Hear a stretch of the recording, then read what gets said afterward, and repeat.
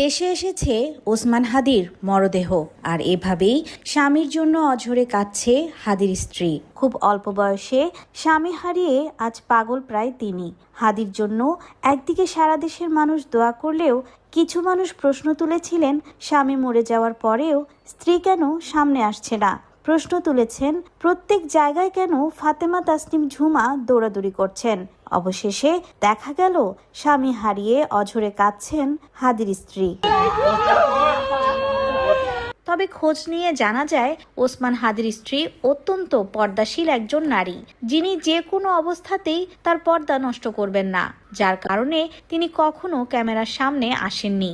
একই কারণে ওসমান হাদির আম্মাকেও কেউ ক্যামেরার সামনে দেখতে পাননি। যে আমার আব্বাও একজন প্রভাবশালী বড় আলেম ছিলেন, আমি আলেম পরিবারের সন্তান। হাদির পরিবার আলেম পরিবার নামে এলাকায়